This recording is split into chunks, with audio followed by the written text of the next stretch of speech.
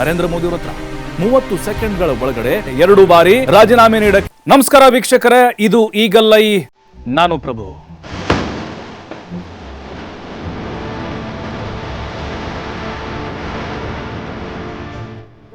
ಈಗಾಗಲೇ ಕಾಕ್ರೋಚ್ ಜನತಾ ಪಾರ್ಟಿಯವರ ಹೋರಾಟಕ್ಕೆ ಕೇಂದ್ರ ಸರ್ಕಾರ ಮಣಿದಿದ್ದು ಆಯಿತು. ಶಿಕ್ಷಣ ಖಾತೆಗೆ ಧರ್ಮೇಂದ್ರ ಪ್ರಧಾನ್ ರಾಜೀನಾಮೆ ಕೊಟ್ಟಿದ್ದು ಆಯಿತು. ಅವರೀಗ ಸಿಕ್ಕಾಪಟ್ಟೆ ಸಂಭ್ರಮದಲ್ಲಿದ್ದಾರೆ, ಖುಷಿ ಪಡ್ತಿದ್ದಾರೆ. ಆದರೆ ಧರ್ಮೇಂದ್ರ ಪ್ರಧಾನ್ ರಾಜೀನಾಮೆ ಹಿಂದೆ ಯಾರಿದ್ದಾರೆ? ಬಲವಂತವಾಗಿ ಅವರಿಂದ ರಿಸೈನ್ ತೆಗೆದುಕೊಂಡಿದ್ದ ಅಥವಾ ಆತ್ಮಸಾಕ್ಷಿಗನುಗುಣವಾಗಿ ಅವರೇ ರಾಜೀನಾಮೆ ಕೊಟ್ಟಿದ್ದ? ಒಂದೊಂದೇ ಸತ್ಯಗಳು ರಿವೀಲ್ ಆಗ್ತಿದ್ದಾವೆ. ನಿಜಕ್ಕೂ ಅಸಲಿಗೆ ಕಾರಣ ಏನು ಗೊತ್ತಾ? ಅವರು ರಾಜೀನಾಮೆ ಕೊಡಲಿಕ್ಕೆ ನಾವು ಒಂದೊಂದಾಗಿ ನಿಮ್ಮ ಮುಂದೆ ಹೇಳ್ತಾ ಹೋಗ್ತೀವಿ, ಸಂಪೂರ್ಣವಾಗಿ ಕೇಳ್ತಾ ಹೋಗಿ. ನೋಡಿ, 2 ಬಾರಿ ರಾಜೀನಾಮೆ ಕೊಡ್ಲಿಕ್ಕೆ ಸಿದ್ಧರಾಗಿದ್ರು. ಗುಪ್ತಚರ ಎಚ್ಚರಿಕೆ ನಂತರ ಪ್ರಧಾನ್ ಅವರು ರಾಜೀನಾಮೆ ಕೊಟ್ಟಿದ್ದಾರೆ ಅನ್ನೋದು ಗೊತ್ತಾಗ್ತಾ ಇದೆ. ಅದಕ್ಕಿಂತ ಮುಂಚೆ ನಿಮಗೆ ಕೆಲವೊಂದಿಷ್ಟು ಹಿಸ್ಟ್ರಿನ ನೆನಪು ಮಾಡೋಕ್ಕೆ ಪ್ರಯತ್ನ ಪಡ್ತೀನಿ. ಕೇವಲ ಧರ್ಮೇಂದ್ರ ಪ್ರಧಾನ್ ಅಷ್ಟೇ ರಾಜೀನಾಮೆ ಕೊಟ್ಟಿದ್ದ ಇಂಥ ಸಂದರ್ಭಗಳಲ್ಲಿ, ಅಥವಾ ಹಿಂದೆ ಯಾರು ಕೊಟ್ಟಿರಲಿಲ್ವಾ? ನೋಡಿ, ಖಂಡಿತ ಇದಕ್ಕೊಂದು ಹಿಸ್ಟ್ರಿ ಇದೆ. ಅರಿಯಲೂರು ಬಳಿ ಅಪಘಾತ ಆಗಿರುತ್ತೆ 1956ರಲ್ಲಿ. 144 ಜನ ಆ ಸಂದರ್ಭದಲ್ಲಿ ಸಾವನ್ನಪ್ತಾರೆ. ಆಗ ಲಾಲ್ ಬಹದ್ದೂರ್ ಶಾಸ್ತ್ರಿ ಅವರು ಸಚಿವರಾಗಿರ್ತಾರೆ, ರೈಲ್ವೆ ಖಾತೆದು. ಆ ಟೈಮ್ನಲ್ಲಿ ಅವರು ಸ್ವಯಂ ಪ್ರೇರಿತವಾಗಿ ನೈತಿಕ ಹೊಣೆ ಹೊತ್ತು ರಾಜೀನಾಮೆ ಕೊಡ್ತಾರೆ. ಅವ್ರಿಗೆ ಮನಸ್ಸಲ್ಲಿ ಕಸಿವಿಸಿ ಕಾಡ್ತಿರುತ್ತೆ. ಆ ರಾಜೀನಾಮೆ ಕೂಡ ಮಾಡುವ ನಿರ್ಧಾರವನ್ನು ಮಾಡ್ತಾರೆ. ಅಂದರೆ ಅಲ್ಲಿಂದ ಒಂದು ಸುವರ್ಣ ಮಾನದಂಡ, ಅವರು ಭದ್ರ ಬುನಾದಿಯನ್ನು ಹಾಕ್ತಾರೆ. ಅಂದರೆ ನೈತಿಕ ಹೊಣೆಗಾರಿಕೆ ಹೊತ್ತು ರಾಜೀನಾಮೆ ಕೊಡುವ ಒಂದು ಪದ್ಧತಿ. ನೋಡಿ, ಅವರು ಆ ಸಂದರ್ಭದಲ್ಲಿ ಪ್ರಾಯಶ್ಚಿತ್ತ ಕೂಡ ಪಟ್ಟಿರ್ತಾರೆ. ನನ್ನನ್ನು ಹೋಗೋಕೆ ಬಿಡಿ ಅಂತ ಆಗಿನ ಪ್ರಧಾನಿ ಜವಾಹರ್ಲಾಲ್ ನೆಹರು ಹತ್ರ ಅವರು ಕೇಳ್ಕೊಂಡಿರ್ತಾರೆ. ಆ ಜವಾಬ್ದಾರಿ ಕುರಿತಾದ ಒಂದು ವಿಚಾರ ಪ್ರತಿ ಹಂತದಲ್ಲೂ ಕೂಡ ಚರ್ಚೆ ಆಗಿತ್ತು, ಪ್ರತಿಧ್ವನಿಸಿತ್ತು ಕೂಡ. ಶಾಸ್ತ್ರಿಯವರ ಒಂದು ಆ ನಿರ್ಧಾರದಿಂದಾಗಿ ಸಾಕಷ್ಟು ಜನ ಗುಣಗಾನ ಮಾಡಿದ್ರು ಅವ್ರನ್ನ. ಆದರೆ ನೆಹರು ರಾಜೀನಾಮೆ ಸ್ವೀಕಾರ ಮಾಡಲಿಲ್ಲ. ಆರಂಭದಲ್ಲಿ ಬೇಡ ಬೇಡ ಅಂತಿದ್ರು. ಆದರೆ ಸಾಂವಿಧಾನಿಕ ಔಚಿತ್ಯದಲ್ಲಿ ಒಂದು ಮಾದರಿಯನ್ನು ಸ್ಥಾಪನೆ ಮಾಡಬೇಕು ಅಂತ ಅವ್ರು ಹೇಳ್ತಾರೆ. ನೋಡಿ, 1957ರಲ್ಲಿ ಸಾರಿಗೆ ಮತ್ತು ಸಂವಹನವನ್ನು ಅವರಿಗೆ ಹೊಸ ಖಾತೆಯನ್ನು ಕೊಡ್ತಾರೆ. ರೈಲ್ವೆ ಖಾತೆ ರಾಜೀನಾಮೆ ಕೊಟ್ಟಿರ್ತಾರೆ ಮತ್ತು ಹೊಸ ಖಾತೆಯನ್ನು ಕೊಡ್ತಾರೆ. ಅಂದರೆ ಅವರ ಒಂದು ತ್ಯಾಗಕ್ಕೆ ಮತ್ತೊಂದು ಅವಕಾಶ ಸಿಗುತ್ತೆ. ಅದೇ ರೀತಿಯಾಗಿ 1993ರಲ್ಲಿ ದೆಹಲಿಯ ಮಂಜಿನಲ್ಲಿ ಗುತ್ತಿಗೆ ಪಡೆದಂಥ TU-154 ಅಪಘಾತಕ್ಕೀಡಾಗುತ್ತೆ. ಅಂದರೆ ಆ ಒಂದು ಫ್ಲೈಟ್ ಅಪಘಾತಕ್ಕೀಡಾಗುತ್ತೆ. ಆ ಸಂದರ್ಭದಲ್ಲಿ ನಾಗರಿಕ ವಿಮಾನಯಾನ ಸಚಿವ ಸ್ಥಾನಕ್ಕೆ ರಾಜೀನಾಮೆ ಕೊಡ್ತಾರೆ ಮಾಧವ ರಾವ್ ಸಿಂಧಿಯಾ ಅವರು. ನೋಡಿ, ಅವರ ವಿಷಯದಲ್ಲೂ ಕೂಡ ಇದೇ ರೀತಿ ಮಾದರಿ ಫಾಲೋ ಅಪ್ ಆಗಿತ್ತು, ಪುನರಾವರ್ತನೆ ಆಯಿತು. ಅವರ ಆತ್ಮಸಾಕ್ಷಿಯು ಅನುಮತಿಸದ ಕಾರಣ 30 ಸೆಕೆಂಡ್ಗಳ ಒಳಗಡೆ ನಾನು ನಿರ್ಧಾರವನ್ನು ತೆಗೆದುಕೊಂಡಿದ್ದೇನೆ ಅಂತ ಅವ್ರು ಹೇಳ್ತಾರೆ. ಆತ್ಮಸಾಕ್ಷಿ ವಿರುದ್ಧ ನಾನು ಹೋಗಲ್ಲ ಅಂತ ಹೇಳಿದರು. ಹಾಗಾಗಿ 1995ರಲ್ಲಿ ಮಾಧವ್ ರಾವ್ ಮತ್ತೆ ಅವರು ಸಚಿವಾಲಯಕ್ಕೆ ಮಾಡ್ತಾರೆ. ಅಂದರೆ ಮತ್ತೆ ಅದೇ ಖಾತೆಯನ್ನು ಅವರು ತೆಗೆದುಕೊಳ್ತಾರೆ. ಅಂದರೆ ಈಗ ನೇರವಾಗಿ ಹಸ್ತಕ್ಷೇಪ ಈಗೇನಾಗ್ತಿದೆ ಅಲ್ವಾ? ಇಲ್ಲ, ಅಧಿಕಾರಿಗಳು ಹೊಣೆಗಾರನ ಮಾಡಬೇಕು, ಅವ್ರು ತಪ್ಪಿತಸ್ಥರು, ಅವ್ರಿಗೆ ಶಿಕ್ಷೆ ಆಗ್ತಿದೆ, ಅವ್ರ್ಯಾಕೆ ರಾಜೀನಾಮೆ ಕೊಡಬೇಕು ಅಂತ. ಅಂದರೆ ನೈತಿಕತೆ ಮೇಲೆ ಡಿಪೆಂಡ್ ಆಗಿರುತ್ತೆ ಅಷ್ಟೇ. 2008ರಲ್ಲೂ ಕೂಡ ಆಗುತ್ತೆ, ಮುಂಬೈ ದಾಳಿ ಆಗುತ್ತೆ. ನಿಮಗೆಲ್ಲ ನೆನಪಿರ್ಬೋದು, ಹೋಟೆಲ್ ಮೇಲೆ ಉಗ್ರರು ದಾಳಿ ಮಾಡ್ತಾರೆ. ಆಗ ಗೃಹ ಸಚಿವರಾಗಿರ್ತಾರೆ ಶಿವರಾಜ್ ಪಾಟೀಲ್ ಅವರು, ಕೇಂದ್ರ ಗೃಹ ಸಚಿವರು. ಆಗಲೂ ಕೂಡ ಅವರು ಏನು ಕಾಂಗ್ರೆಸ್ ಸರ್ಕಾರ UPದಲ್ಲಿತ್ತು, ಮನಮೋಹನ್ ಸಿಂಗ್ ಅವರಿದ್ದರು. ಆ ಸಂದರ್ಭದಲ್ಲಿ ಅವರು ರಾಜೀನಾಮೆಯನ್ನು ಕೊಡ್ತಾರೆ. ಅದಾದಮೇಲೆ ಅವರಿಗೆ ರಾಜಭವನದಲ್ಲಿ ಹುದ್ದೆಯನ್ನು ಕೊಡ್ತಾರೆ, ಅದಕ್ಕೆ ಸರಿ ಸಮಾನವಾಗಿ. ಹಾಗೆಯೇ 1958ರಲ್ಲಿ ಮುಂದ್ರ ಹಗರಣದ ನಂತರ TT ಕೃಷ್ಣಮಾಚಾರಿ ಏನಿದ್ದಾರೆ ಹಣಕಾಸು ಸಚಿವ ಸ್ಥಾನಕ್ಕೆ ರಾಜೀನಾಮೆಯನ್ನು ಕೊಡ್ತಾರೆ. 1962 ಮತ್ತು 64ರಲ್ಲಿ ಮತ್ತೆ ಹಣಕಾಸು ಸಚಿವ ಸ್ಥಾನವನ್ನು ಅವರು ಪಡೆದುಕೊಳ್ತಾರೆ. ನೋಡಿ, ಈಗ ಧರ್ಮೇಂದ್ರ ಪ್ರಧಾನ್ ಅವರ ರಾಜೀನಾಮೆ ಆಯ್ತಲ್ವಾ, ನೈತಿಕತೆಯೂ ಇದೆ. ಜಂಜಿ ಏನಿದೆ, ಜಿರಳೆ ಪಾರ್ಟಿಯವರ ಪ್ರತಿಭಟನೆ ಇದೆ, ಅದಕ್ಕೆ ಮಣಿದು ಅವರು ರಾಜೀನಾಮೆ ಕೊಟ್ಟಿದ್ದಾರೆ. ಇವರ ರಾಜೀನಾಮೆಯಿಂದಾಗಿ NDA ಮೇಲೆ ಏನು ಪರಿಣಾಮ ಬೀರುತ್ತಾ ಇದೆ ನೋಡಿ. ಧರ್ಮೇಂದ್ರ ಪ್ರಧಾನ್ ಅವರು ಬಹಳ ಪವರ್ಫುಲ್ ಆದಂಥ ನಾಯಕರವರು. ಒಡಿಶಾದಲ್ಲಿ ಸಂಘ ಪರಿವಾರದಿಂದ ಬಂದಂಥವ್ರು, ವಿದ್ಯಾರ್ಥಿ ಚಳವಳಿಯಿಂದ ಬಂದಂಥವ್ರು, CM ಕ್ಯಾಂಡಿಡೇಟ್ ಕೂಡ ಆದಂಥವರಲ್ಲಿ. ಯಾಕಂದರೆ ನಾವು ಗಮನಿಸಿದ್ದೇವೆ, ಒಡಿಶಾದಲ್ಲಿ BJP ಸರ್ಕಾರ ಬರಬೇಕಾದ್ರೆ ಅವ್ರದ್ದು ಕೂಡ ಬಹಳ ಪಾತ್ರ ಇದೆ ಅಂತ ಹೇಳಿ ಮಾಂಜಿಯವ್ರಿಗೆ ಅವಕಾಶ ಮಾಡಿಕೊಟ್ರು. ಆದರೆ ಇವರು ಕೂಡ ಒಡಿಶಾದಲ್ಲಿ ಪ್ರಬಲವಾದಂಥ ರಾಜಕೀಯ ನಾಯಕರಲ್ಲಿ ಒಬ್ಬರಾಗಿದ್ದಾರೆ. ಅವರು ಈ ಹಿಂದೆನೂ ಕೂಡ ಇದೇ ರೀತಿ ಹಗರಣಗಳ ವಿರುದ್ಧ ಧ್ವನಿ ಎತ್ತಿದಂಥವರು, ಪೇಪರ್ ಲೀಕ್ ವಿಚಾರವಾಗಿ. ಈಗ ಅವರೇ ರಾಜೀನಾಮೆ ಕೊಟ್ಟರು. ನಿಜಕ್ಕೂ ಕೂಡ ಇದು ವಿಪರ್ಯಾಸ. ನೋಡಿ, ಪ್ರಧಾನ್ ಅವರು ಮೋದಿ ಸಂಪುಟದಲ್ಲಿ ಹೆಚ್ಚು ಪರಿಣಾಮಕಾರಿ ಕೆಲಸ ಮಾಡಿದಂಥವ್ರು, ಓಡಿಯಾ ಮುಖಗಳಲ್ಲಿ ಒಬ್ಬರವರು. ಬಿಜೆಪಿ ಕೇಂದ್ರ ನಾಯಕತ್ವ ಹಾಗೆ ಒಡಿಶಾದಲ್ಲೂ ಕೂಡ ಅವ್ರದೇ ಆದಂಥ ಒಂದು ಛಾಪನ್ನು ಮೂಡಿಸಿದಂಥ ವ್ಯಕ್ತಿ. ಒಂದು ಸೇತುವೆ ಕೆಲಸ ಮಾಡ್ತಿದ್ರು ಅವರು.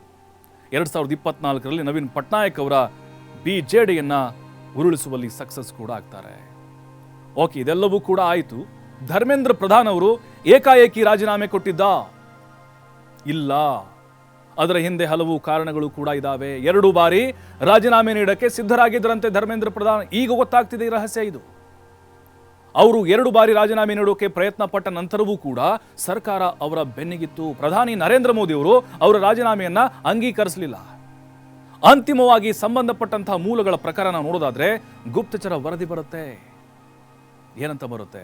ಇಲ್ಲ, ರಾಜೀನಾಮೆ ಕೊಡ್ತಿದ್ರೆ ಹಿಂಗಾಗುತ್ತೆ, ಹಿಂಸಾತ್ಮಕ ರೂಪ ಆಗುತ್ತೆ, ದೊಡ್ಡ ಮಟ್ಟಕ್ಕೆ ಹೋಗುತ್ತೆ, ಇದು ಜಂಜಿ ಪ್ರತಿಭಟನೆ ಅಂತ ಬಂದಾಗ ಆಮೇಲೆ ಅವರು ರಾಜೀನಾಮೆಯನ್ನು ಕೊಡ್ತಾರೆ. ಅವರ ರಾಜೀನಾಮೆಯನ್ನು ಅಂಗೀಕಾರ ಕೂಡ ಮಾಡಲಾಗುತ್ತೆ. CJPಯ ಪ್ರತಿಭಟನೆಗಳು ನಿರಂತರವಾಗಿ ಅಲ್ಲಿ ನಡೀತಾ ಇರುತ್ತೆ. ರಾಷ್ಟ್ರವ್ಯಾಪಿ ದೊಡ್ಡ ಚಳುವಳಿ ಮಾರ್ಪಾಡಾಗುತ್ತೆ. ಧರ್ಮೇಂದ್ರ ಪ್ರಧಾನ್ ಆಗ ಒತ್ತಡಕ್ಕೆ ಮಣಿಯುವಂತಹ ಪರಿಸ್ಥಿತಿ ಕೂಡ ಬರುತ್ತೆ. ಅಂದರೆ ವಿದ್ಯಾರ್ಥಿಗಳ ಒತ್ತಡ ಅವರು ಕಂಡು ರಾಜೀನಾಮೆ ಕೊಡ್ತಾರೆ. ನೋಡಿ, ಇತ್ತೀಚೆಗೆ ಈ ರಾಜೀನಾಮೆಗೆ ಕಾರಣವಾದಂಥ ಘಟನೆಗಳು ಕೂಡ ಬೆಳಕಿಗೆ ಬಂದಿದ್ದಾವೆ. ಅಂದರೆ ವಿದ್ಯಾರ್ಥಿ ಪ್ರತಿಭಟನೆಯ ಸಂದರ್ಭದಲ್ಲಿ Dharmendra Pradhan already resign letter ready ಮಾಡ್ಕೊಂಡು ಬಂದಿದ್ದರಂತೆ ನರೇಂದ್ರ ಮೋದಿ ಅವ್ರ ಹತ್ರ.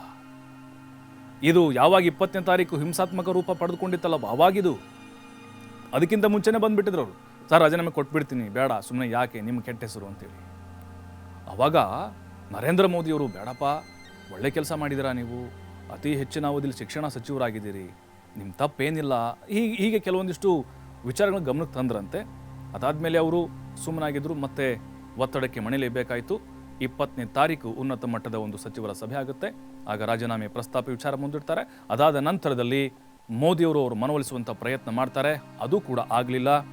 ಈ ಎಲ್ಲ ಸಮಸ್ಯೆಗಳಿಗೆ ಬೇಸತ್ತು ಅವರು ರಾಜೀನಾಮೆಯನ್ನು ಕೊಡ್ತಾರೆ. ಅಂದರೆ ಓಡಿ ಹೋಗುವ ಬದಲು ಅವುಗಳಿಗೆ ಪರಿಹಾರವನ್ನು ಒದಗಿಸ್ತೀವಿ ಅಂತ ಅವ್ರು ಹೇಳಿ ರಿಸೈನ್ ಅನ್ನು ಮಾಡ್ತಾರೆ. ನೋಡಿ, ಹಾಗಾದರೆ ಈ ಧರ್ಮೇಂದ್ರ ಪ್ರಧಾನ್ ಅವರು ಏನು ಮಾಡಿಲ್ವಾ? ಹಾಗಾದರೆ ಶಿಕ್ಷಣ ಇಲಾಖೆಯಲ್ಲಿ ಬದಲಾವಣೆ ತಂದಿಲ್ವಾ? ಖಂಡಿತವಾಗ್ಲೂ ಕೆಲವೊಂದಿಷ್ಟು ಮಹತ್ವವಾದಂಥ ಕೆಲಸಗಳನ್ನು ಧರ್ಮೇಂದ್ರ ಪ್ರಧಾನ್ ಅವರು ಮಾಡಿದ್ದಾರೆ. ಕೇಂದ್ರ ಸರ್ಕಾರದಲ್ಲಿ ಅತಿ ಹೆಚ್ಚಿನ ಅವಧಿಯಲ್ಲಿ ಧರ್ಮೇಂದ್ರ ಪ್ರಧಾನ್ ಅವರು ಶಿಕ್ಷಣ ಸಚಿವರಾಗಿ ಕೆಲಸವನ್ನು ಮಾಡಿದ್ದಾರೆ. ಅವುಗಳನ್ನು ಹಾಗಾದರೆ ಒಂದೊಂದಾಗಿ ನೋಡ್ತಾ ಹೋಗೋಣ. ಅವರು ಅಧಿಕಾರಕ್ಕೆ ಬಂದ ಮೇಲೆ ಯಾವೆಲ್ಲ ತೀರ್ಮಾನಗಳನ್ನು ತೆಗೆದುಕೊಂಡ್ರು ಅಂಥೇಳಿ ನೋಡಿ. ಈಗ ಕೆಲವೊಂದಿಷ್ಟು ಪರೀಕ್ಷೆಗಳಿಗೆ ಸಂಬಂಧಪಟ್ಟಂತೆ ಏನು ಬದಲಾವಣೆಗಳಾಗಬೇಕು ಅಂಥೇಳಿ ಚರ್ಚೆಗಳು ನಡೀತಾ ಇದೆ. 20ನೇ ತಾರೀಕು ಸಂಸತ್ತ ಚಲೋ ಏನಿದೆ ಅದನ್ನು ಕೂಡ ಇವರು ಕಾಕ್ರೋಚ್ ಅವರು ಮಾಡಿದ್ದಾರೆ. ಬಟ್ ಈಗ ಚರ್ಚೆಗಳು ಸೋಷಿಯಲ್ ಮೀಡಿಯಾದಲ್ಲಿ ನಡೀತಾ ಇದೆ. ಅವರು ಯಾವ ರೀತಿಯಾಗಿ ಕೆಲಸವನ್ನು ಮಾಡಿದ್ದಾರೆ ಅಂಥೇಳಿ ಅದನ್ನು ಕೂಡ ನಾವು ವಿವರವಾಗಿ ನೋಡಬೇಕಾಗತ್ತೆ. ಯಾಕಂತ ಹೇಳಿದ್ರೆ ಈಗ ಈ ನೀಟ್ ಎಕ್ಸಾಮ್ ಅಕ್ರಮ ಆದಮೇಲೆ ಅವ್ರ ಮೇಲೆ ಈ ಗುರುತರವಾದಂಥ ಒಂದು ಆರೋಪ ಬಂದಿದೆ, ಪ್ರಮಾದ ಬಂದಿದೆ. ಬಟ್ ಏನು ಮಾಡಿಲ್ವಾ? ಹಾಗಾದರೆ ನೋಡಿ, ಅವ್ರು ಹೇಳಿದ್ದಾರೆ, ರಾಷ್ಟ್ರ ವಿರೋಧಿ ಶಕ್ತಿಗಳು ಈ ಆಂದೋಲನವನ್ನು ಬಳಸ್ಕೊಳ್ಬಾರ್ದು, ಹಾಗಾಗಿ ನಾನು ರಾಜೀನಾಮೆ ಕೊಡ್ತಿದ್ದೇನೆ ಅಂತ ಅವರು ಪತ್ರದ ಮುಖೇನವಾಗಿ ಒಂದು ಸಂದೇಶವನ್ನು ಕೊಟ್ಟಿದ್ದಾರೆ.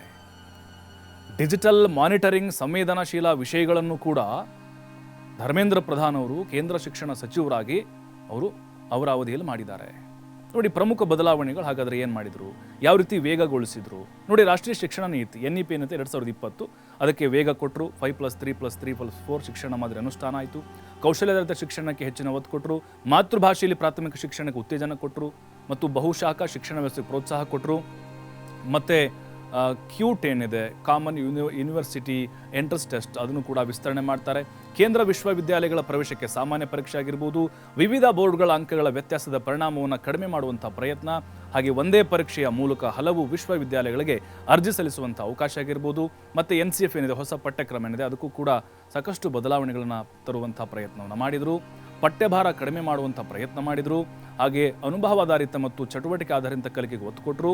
21ನೇ ಶತಮಾನದ ಕೌಶಲ್ಯಗಳೇನಿದ್ದಾವೆ ಅದನ್ನು ಕೂಡ ಸೇರಿಸಿದ್ರು. ಹಾಗೆ PM ಶ್ರೀ ಶಾಲೆಗಳನ್ನು ಕೂಡ ಅವರು ಆರಂಭ ಮಾಡ್ತಾರೆ. ದೇಶಾದ್ಯಂತ ಸರ್ಕಾರಿ ಶಾಲೆಗಳನ್ನು ಆಧುನೀಕರಿಸುವ ಯೋಜನೆ, ಸ್ಮಾರ್ಟ್ ತರಗತಿಗಳು, ಡಿಜಿಟಲ್ ಕಲಿಕೆ, ಉತ್ತಮ ಮೂಲಸೌಕರ್ಯ, ಭಾರತೀಯ ಭಾಷೆಗಳ ಉತ್ತೇಜನ, ಇಂಜಿನಿಯರಿಂಗ್ ಸೇರಿದಂತೆ ಕೆಲವು ಉನ್ನತ ಶಿಕ್ಷಣ ಕೋರ್ಸ್ಗಳನ್ನು ಭಾರತೀಯ ಭಾಷೆಗಳಲ್ಲಿ ಕಲಿಸುವಂಥ ಒಂದು ಪ್ರಯತ್ನ ಅವರ ಅಧಿಕಾರಾವಧಿಯಲ್ಲಿ ಆಗಿದೆ. ಕನ್ನಡ ಸೇರಿದಂತೆ ಪ್ರಾದೇಶಿಕ ಭಾಷೆಗಳ ಬಳಕೆಗೆ ಅವರು ಪ್ರೋತ್ಸಾಹ ಕೊಡ್ತಾರೆ. ಡಿಜಿಟಲ್ ಶಿಕ್ಷಣ ವಿಸ್ತರಣೆ ಕೂಡ ಆಗುತ್ತೆ. ದೀಕ್ಷಾ ಆಗಿರ್ಬೋದು, ಹಾಗೆ ಸ್ವಯಂ ಮುಂತಾದ ಆನ್ಲೈನ್ ಕಲಿಕಾ ವೇದಿಕೆಗಳ ಬಳಕೆಯನ್ನು ಹೆಚ್ಚಳ ಮಾಡ್ತಾರೆ. ನೋಡಿ, ಇದಿಷ್ಟೇ ಅಲ್ಲ, ಇನ್ನೂ ಹಲವು ಕಾರ್ಯಗಳನ್ನು ಅವರ ಇಲಾಖೆಯಲ್ಲಿ ಮಾಡಿದ್ದಾರೆ. ಇದು ಸೋಷಿಯಲ್ ಮೀಡಿಯಾದಲ್ಲೂ ಕೂಡ ಚರ್ಚೆ ಆಗ್ತಾ ಇದೆ. ಬಟ್ ಒಂದು ಸೀಕ್ರೆಟ್ ಈಗ ರಿವೀಲ್ ಆಗಿದ್ದು, ಆಲ್ರೆಡಿ 2 ಬಾರಿ ಅವರು ರಾಜೀನಾಮೆ ಕೊಡೋಕೆ ರೆಡಿಯಾಗಿದ್ದರು. ಪ್ರಧಾನಿ ಮೋದಿಯವರು ಅಥವಾ ಅವರ ಸಂಪುಟ ಒಪ್ಪಲಿಲ್ಲ, ಅವ್ರನ್ನ ಉಳಿಸ್ಕೊಳ್ಳುವಂಥ ಪ್ರಯತ್ನ ಮಾಡಿದರು. ಅದಾದ ಮೇಲೆ ಕಾಕ್ರೋಚ್ ಅವರ ಈ ಹೋರಾಟದ ಬಗ್ಗೆ ಒಂದು ಗುಪ್ತಚರ ವರದಿ ಬಂತು. ಅದಕ್ಕೆ ಮಣಿದು ಅವರು ರಾಜೀನಾಮೆಯನ್ನು ಕೊಡಬೇಕಾಯಿತು. ಇದು ಇನ್ಸೈಡ್ ಆಗಿರುವಂತಹ ಕೆಲವೊಂದಿಷ್ಟು ಮಹತ್ವವಾದಂಥ ಬೆಳವಣಿಗೆಗಳು. ಈಗಲಾದರೂ ಗೊತ್ತಾಯ್ತಲ್ವಾ ಧರ್ಮೇಂದ್ರ ಪ್ರಧಾನ್ ಅವರ ರಾಜೀನಾಮೆಗೆ ಏನು ಕಾರಣ ಅಂತ. ಇದಾಗಿತ್ತು ಇವತ್ತಿನ ಈಗಲ್ ಐ. ನೋಡ್ತಾ ಇರಿ TV5 ವಾಸ್ತವದ ಪ್ರತಿರೂಪ.